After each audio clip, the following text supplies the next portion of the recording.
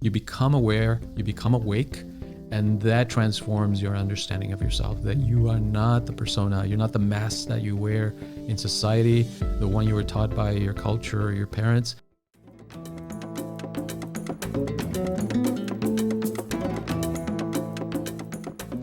Hello, welcome to another wonderful episode of Soul Sessions. I'm Deborah Barrett-Maldonado. I'm here with Dr. Rob Maldonado.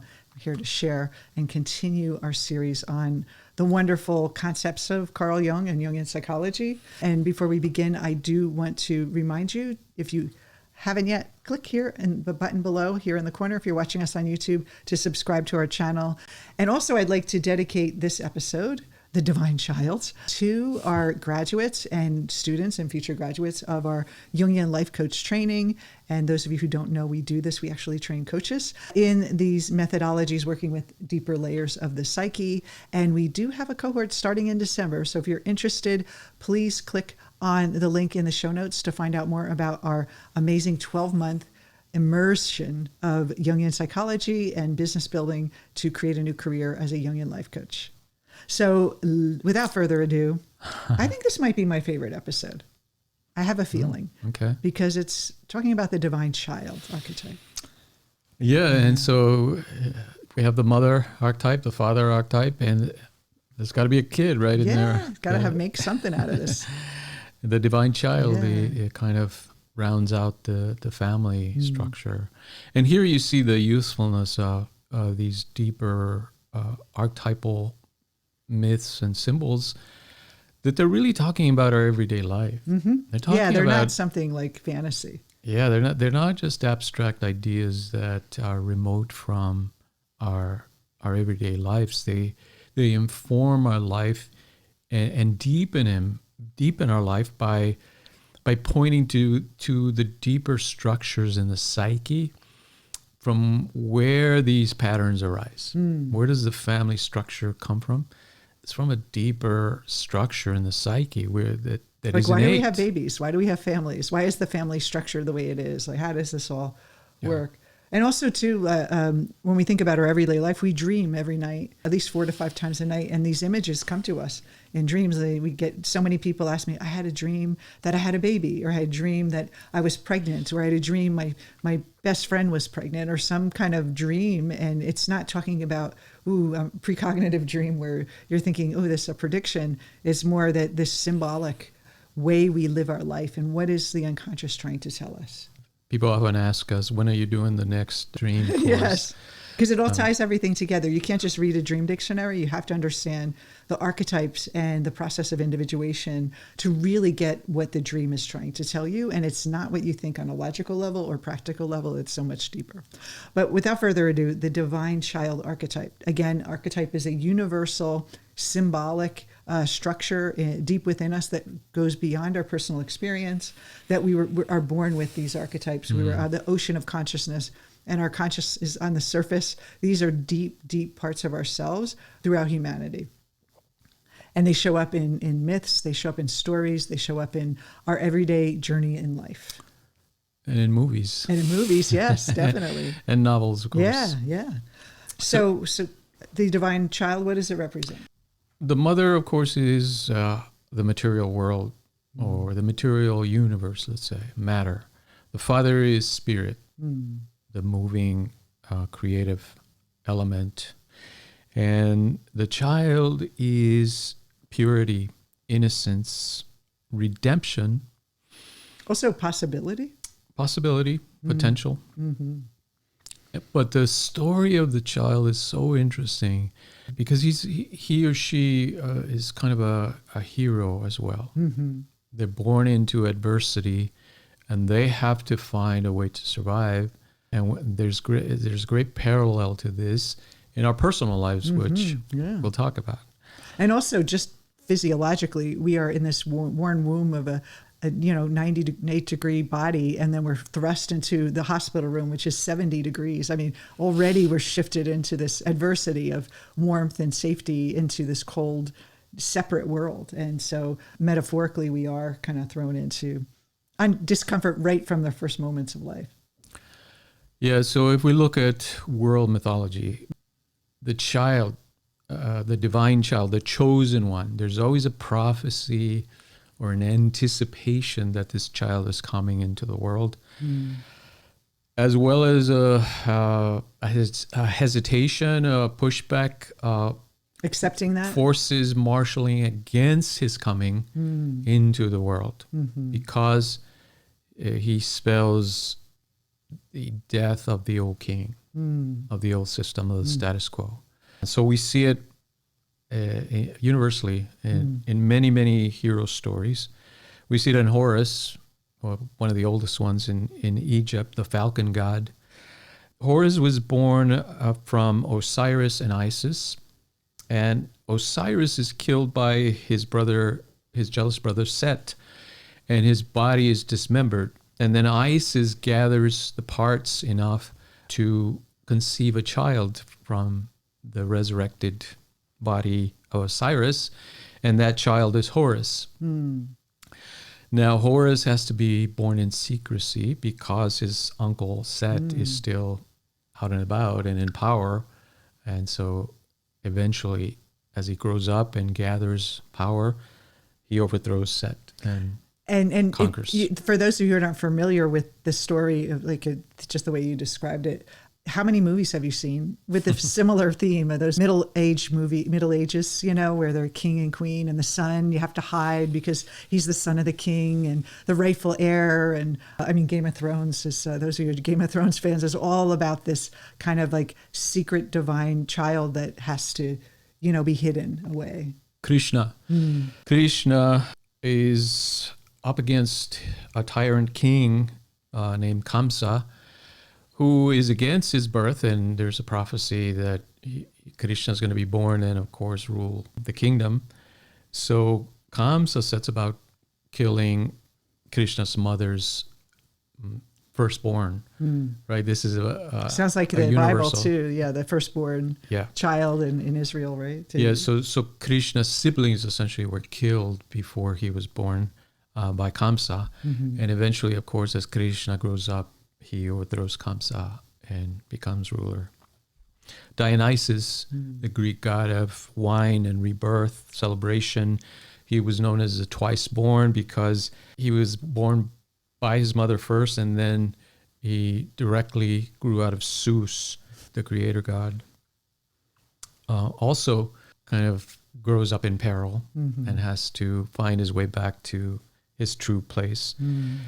And these are just a few, but one of my favorites is Romulus and Remus, the founders of Rome. They were abandoned by their mother because it was a prophecy that they would essentially rule the world. And so they were abandoned by the mother and were raised by a she-wolf. And of course, they eventually gained power and became rulers of Rome and founded the Roman Empire.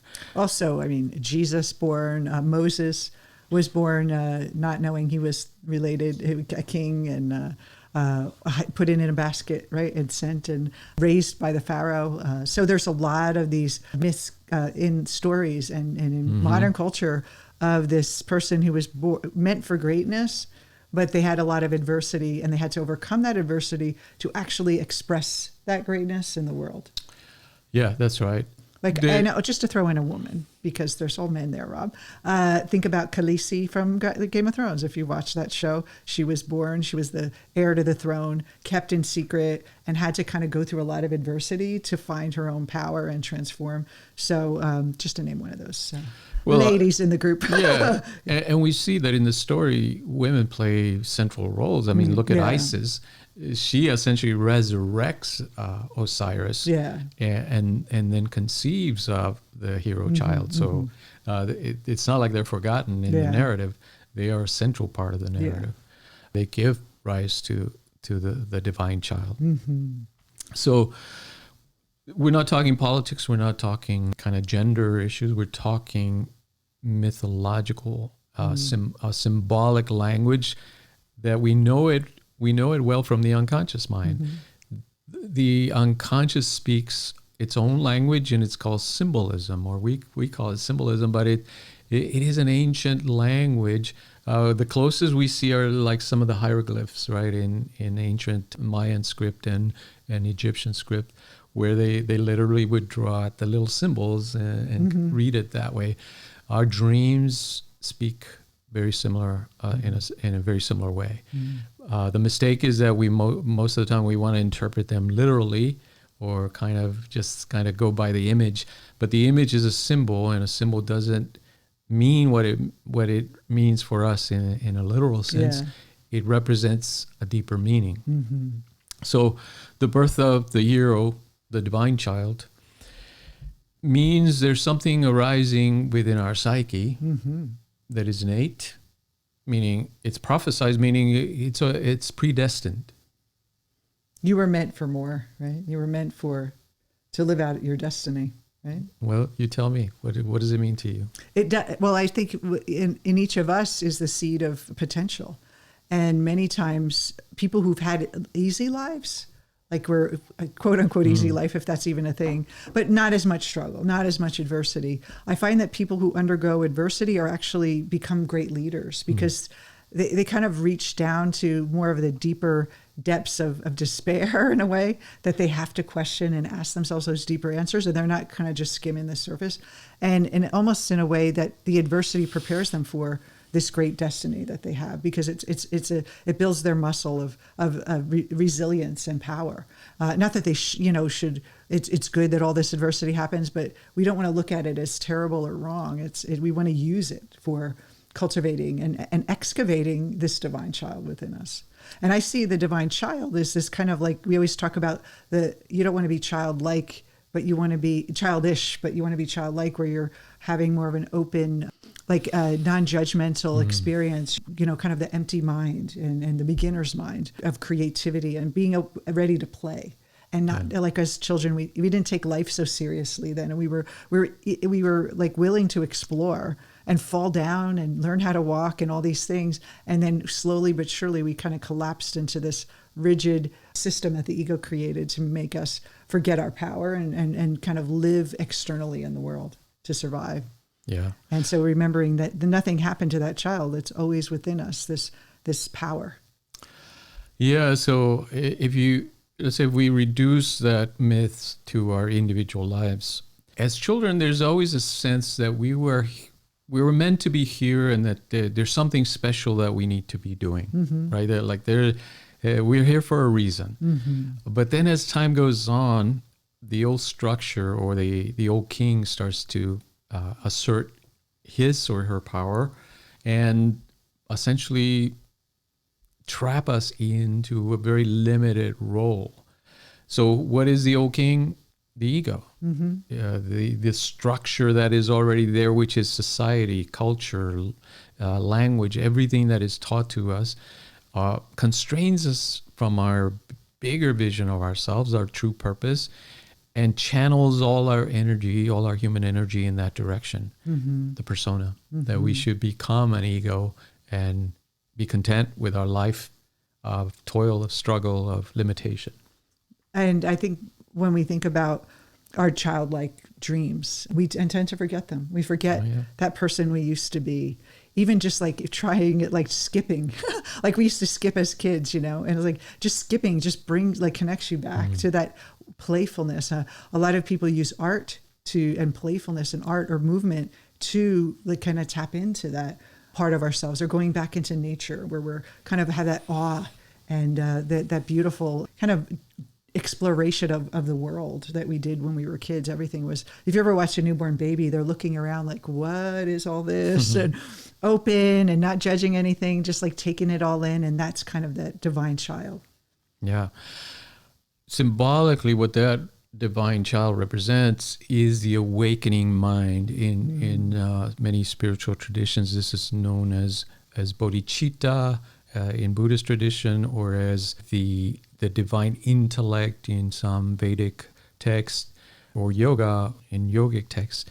The yoga, the awakening, the discipline of the awakening mind is the path to overthrowing the old system of the old king, the ego, so that a new kingdom is established in the psyche. And that new kingdom, of course, is self-realization. It's the self. And so in one tradition, it is said, I must decrease so that he, the divine child, can increase. Yeah. Well, the gender is simply like the body, right? Yeah. The body that The spirit can inhabits increase, the social structure.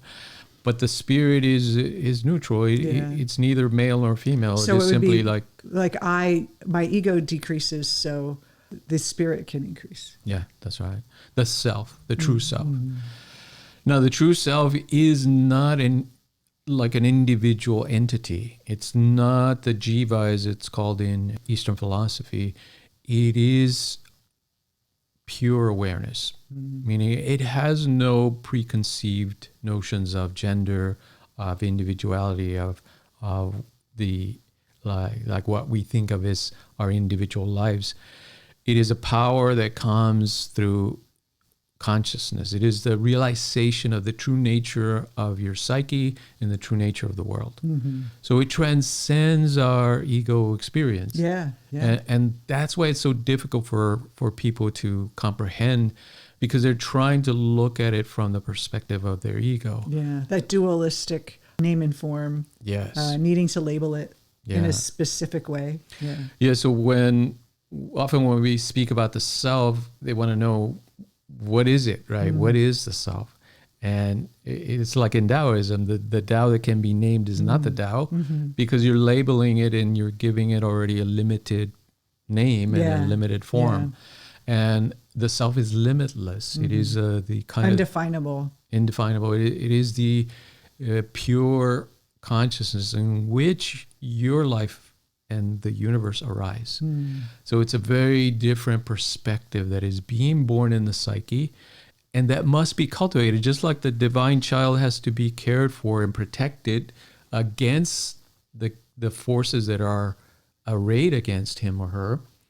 Often the mother has to flee, or the parents have to flee with the child and protect him from the slaughter of the innocents.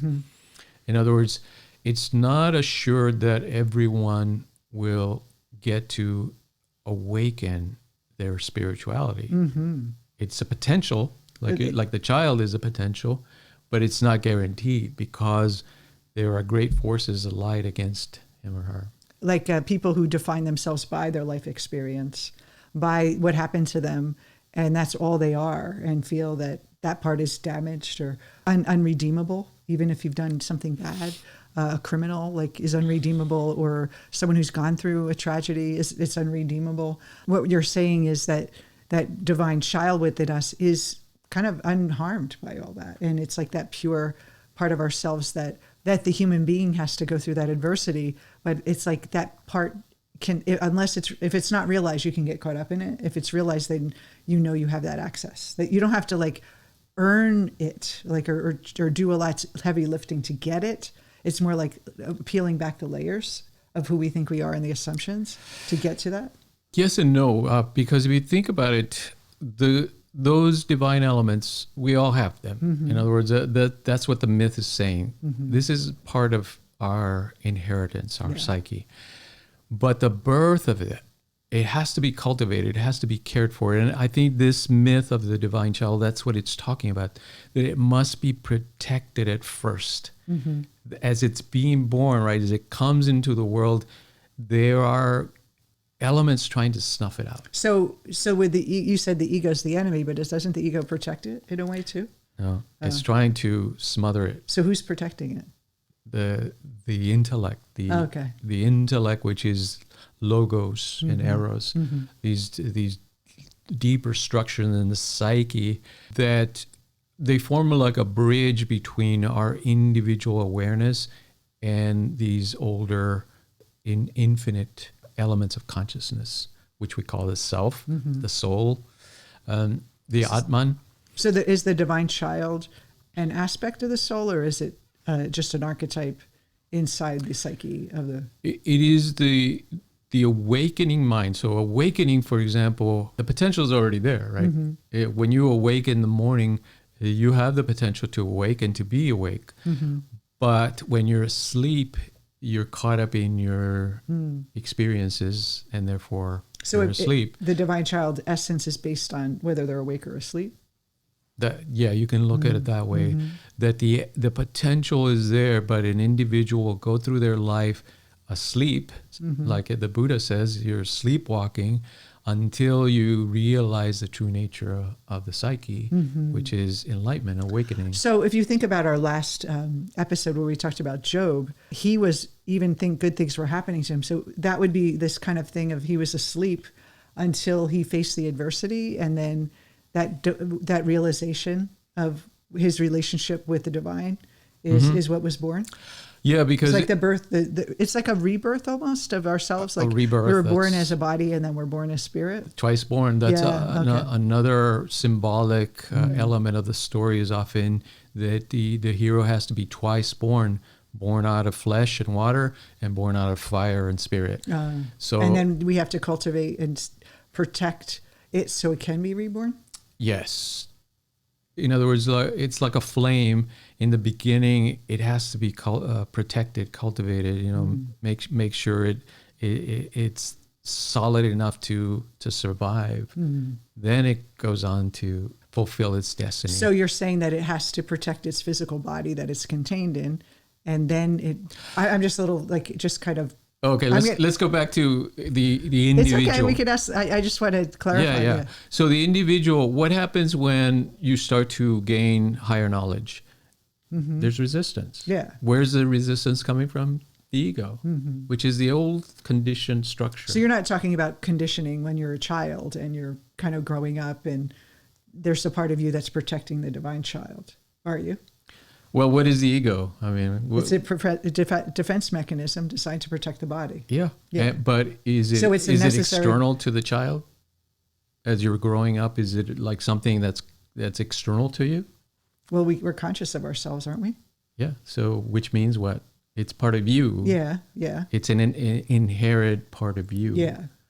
Your own mind is resisting the awakening of your own mind. You see what I mean? So, where's the resistance coming from? Inside. From inside, that's right. But what about the adversities that someone faces? Is that only when they start to awaken? It's a symbol. Let's say the external resistance that you see in the myth is simply a symbol of your internal conflict. Your internal conflict, that you do not want this awakening power because it spells the end of your old identity. Yeah, okay. Your attachment to your identity as ego, as body, as your connection to your physical mother and your father and your siblings and your culture. So are you saying at individuation, when we start to awaken the divine child, we have to cultivate it and care for it? That's right. And protect it. That's right. That's why all the spiritual disciplines speak about discipline, structure, that you have to undergo. You can't just let it happen automatically and it won't work happen. Out. Yeah. It will not happen automatically. Yeah. You have to wake yourself up through understanding higher knowledge, through practicing that discipline that is taught perhaps by others, but that you have to do it yourself. So, for example, let me just clarify. In an ordinary situation, not individuation, but how it shows up in people's lives, just to bring it back to practicality, inside of me, I had this desire to write and do all these things, that I actually did have this feeling as a child that I was here for something special. And then life kind of knocked it out of me, and I forgot about that part of myself. And then when I reawoken and I started taking steps toward, this part of me wouldn't stop me, nudging me. It's kind of the divine knocking on the door. And when I did start to examine and start doing personal growth, and I kept hitting adversity because the ego's no, you want safety and you don't want to know this secret. And I had to cultivate and be committed to my own growth to cultivate that second birth, reborn, reawakening that part of myself that had been kind of asleep most of my life. Would that be a way to explain it? Okay. That's right. But why did it take you so long? Because I'm a slow learner. No, it's the ego. Yeah. The ego, remember, is a powerful, powerful force. Conditioning, one of the best well-known and studied principles in psychology is conditioning. It's so powerful that it is known to affect every living organism on the planet. Every living thing, from one cell animal to a great whale, is conditioned by its environment, and it's powerfully conditioned to act that way. So the ego, for me, it was very externalized. Like I forgot this beautiful nature I was, and I started getting very externalized. Chasing the external, like the ego loves to chase. I got to find a partner. I got to, get a good job, and I got to make more money, and like build my career and get that next promotion. And you kind of forget. I stopped writing for a while, and all these things I forgot that were my gifts and divine gifts, because the ego is just like, as long as we can keep her distracted. And so if you're experiencing that, listening to that, like what is distracting you from cultivating your that inner destiny? Yes. And without that cultivation, without that protection that the divine child gets, meaning the seed of your divine self emerging in the psyche, without cultivation, it will not sprout. It will not grow. And so often people start on the path and then give up. They say it's too hard. Yeah. They're losing that momentum, that power to cultivate that true self. That true self-awareness. I think because the ego loves comfort, so the love of comfort is greater than their vision of their destiny. And so we need to have this vision or this connection to this part of ourselves. And I remember having dreams and just ignoring them. They're silly dreams. And, it's this part of us is always trying to speak to us, always throwing someone in the way that says, hey, you ever think about doing something different with your life? Or, hey, you see someone you admire, and wow, wish I could do something like that person. It tickles that little part of yourself that says, hey, come on, there's something more. But most of us, the ego is so powerful that it wants us to kind of stay the course versus let's do something unreasonable and adventurous and powerful. And every hero's journey, you hear the story of that person needed to stretch themselves. And many times they didn't even choose it. They were kind of thrown out of their safety by circumstance, but it's by design in a way that those things happen for us so we can kind of shake our life up. And they look at people that change and they say most people will not change on their own. Most people need something to interfere with their life, or some tragedy or some setback that really knocks them down to really finally change. And we can avoid that if we start examining this work. It's not as a hard blow at midlife, wouldn't you say? Yeah, so in the narrative of the divine child, we see the lessons. So that it means in the beginning, it's going to be very difficult for you to maintain that awareness and to cultivate it, to protect it.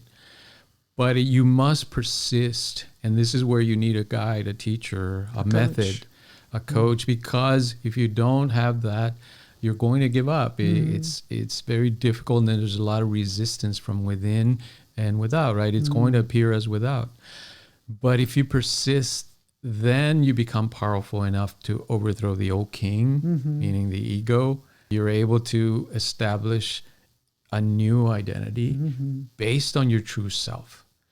That can only happen when you let go of your old identity as persona, ego. That is the total mythology kind of expressed in individuation, that you gain knowledge. This higher knowledge is like light coming into a dark room, illuminating what is there. You become aware, you become awake, and that transforms your understanding of yourself, that you are not the persona, you're not the mask that you wear in society, the one you were taught by your culture or your parents. You're not rejecting it in the sense of saying, I got to get away from it. I hate my old self, or judging your old self. But you're understanding that that's not the true you. Right? It's kind of a false sense of self. Talk about an imposter. That's really the imposter is the ego. Yeah. We often say the imposter syndrome is that you're the ego and not realizing your true nature. Yeah.